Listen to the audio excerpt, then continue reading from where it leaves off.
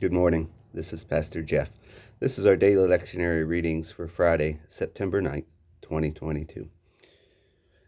We have our three daily readings. Psalm 51, 1 through 10 is our psalm reading. Genesis 7, 6 through 10, and 8, 1 through 5 is our Old Testament reading. And 2 Peter chapter 2, verses 1 through 10 is our New Testament reading. With us reading out of the Message, some of these verses are going to be extended just a little bit as they give the full story in context. Let us listen into the scripture. Psalms 51, 1 through 15. Generous in love, God gives grace. Huge in mercy, wipe out my bad record. Scrub away my guilt. Soak out my sin in your laundry. I know how bad I've been. My sins are staring me down. You're the one I've violated, and you've seen it all. Seen the full extent of my evil. You have all the facts before me. Whatever you decide about me is fair. I've been out of step with you for a long time, in the wrong since before I was born. What you're after is truth from the inside out. Enter me then. Conceive a new, true life. Soak me in your laundry, and I'll come out clean. Scrub me, and I'll have a snow-white life. Tune me in to a foot-tapping song. Set these once broken bones to dancing. Don't look too close for blemishes. Give me a clean bill of health. God, make a fresh start in me. Shape a Genesis week from the chaos of my life. Don't throw me out with the trash or fail to breathe holiness in me. Bring me back from gray exile. Put a fresh wind in my sails.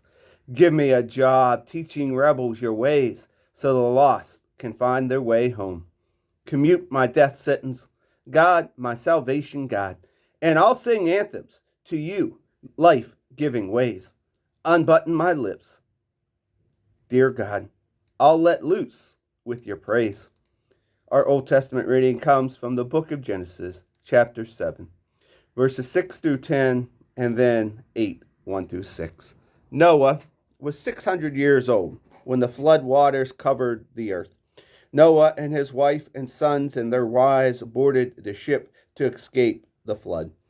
Clean and unclean animals, birds, and all the crawling creatures came in pairs to Noah and to the ship, male and female, just as God has commanded Noah.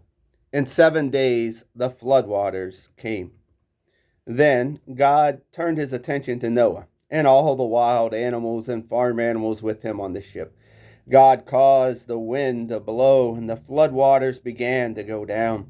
The underground springs were shut off, the windows of heaven closed, and the rain quit. Inch by inch, the water lowered. After 150 days, the worst was over. On the 17th day of the 7th month, the ship landed on the Ararat mountain range. The waters kept going down until the 10th month. On the first day of the 10th month, the top of the mountains came into view. After 40 days, Noah opened the window that he had built into the ship. Our New Testament reading comes from the book of 2 Peter, chapter 2, verses 1 through 11. But there were also lying prophets among the people then, just as they will be lying religious teachers among you.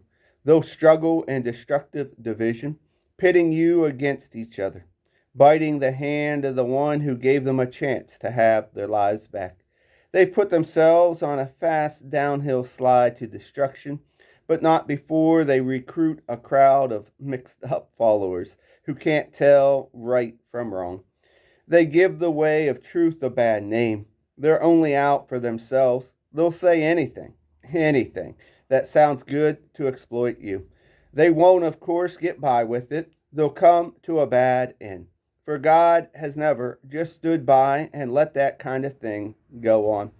God didn't let the rebel angels off the hook, but jailed them in hell till judgment day. Neither did he let the ancient ungodly world off. He wiped it out with a flood, rescuing only 8 people. Noah, the sole voice of righteousness, was one of them. God decreed destruction for the cities of Sodom and Gomorrah. A mound of ashes was all that was left. grim warnings to anyone who bent on ungodly life.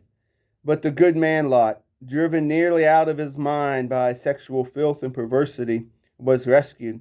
Surrounded by moral rot day after day after day, the righteous man was in constant torment. So God knows how to rescue the godly from evil trials, and he knows how to hold the feet of the wicked to the fire until judgment day. God is especially incensed against those teachers who live by lust, addicted to a filthy existence. They despise interference of true authority, preferring to indulge in self rule. Insolent egoists, they don't hesitate to speak against evil, the most splendid of creatures.